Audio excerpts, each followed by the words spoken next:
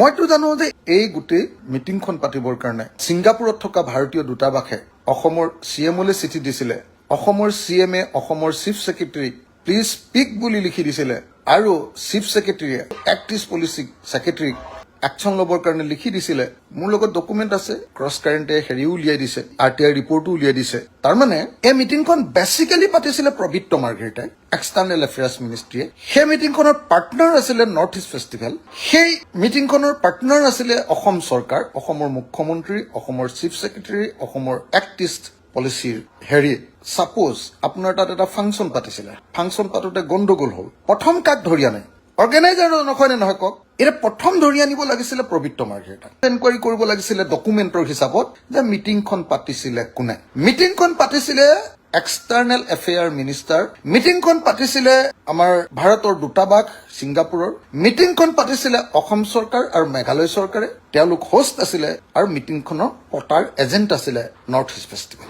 এতিয়া north east ফেষ্টিভেলৰ অকল শ্যাম কানু মহন্ত কেৱল এই গোটেই ঘটনাটোৰ পাৰ্ট হ'ল। কিন্তু মূল অৰ্গেনাইজাৰ প্ৰবীত্ৰ মাৰ্ঘেৰিটা, তেওঁক এনকুৱাৰীৰ ভিতৰতে নানিলে। মূল অৰ্গেনাইজাৰ ভাৰতবৰ্ষৰ ছিংগাপুৰৰ ৰাষ্ট্ৰদূত, তেওঁক তদন্ত নানিলে।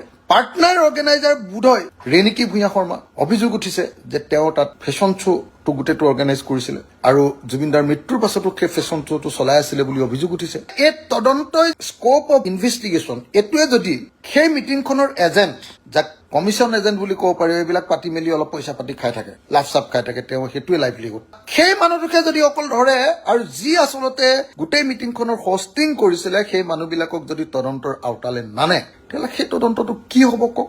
এটা এনকুৱাৰীৰ কাৰণে 3টা বস্তু বেছিকেলি লাগে, নহয় জানো? এটা হ'ল এভিডেন্স, 2 নম্বৰটো হ'ল ষ্টেটমেণ্ট, সপক্ষে দিবলগীয়া সাক্ষী মানে, আৰু 3 নম্বৰটো হ'ল ডকুমেণ্টছ, আৰু কিবা কিবি থাকিব তাত, বাকীখিনি মানে তাৰ লগত যুক্ত। আৰু গতিকে ডকুমেণ্টৰ ভিতৰত ফাৰ্ষ্ট চিজ হ'বলগীয়া ডকুমেণ্টটো আছিলে যে এই মিটিংখনৰ অৰ্গেনাইজাৰ বিলাক কোন আছিলে, তাৰ সেই সম্পৰ্কীয় ডকুমেণ্টখিনি। যদি স্কোপটোতে মূল তদন্তটোত যদি অৰ্গেনাইজাৰ কোন আৰু এনেকে অৰ্গেনাইজ কৰা বস্তুটোৰ উদ্দেশ্য কি আছিলে সেইটো ঠিক নকৰাকে যদি তদন্ত কৰে, সেই তদন্তটোৰ কি হ'ব কওক?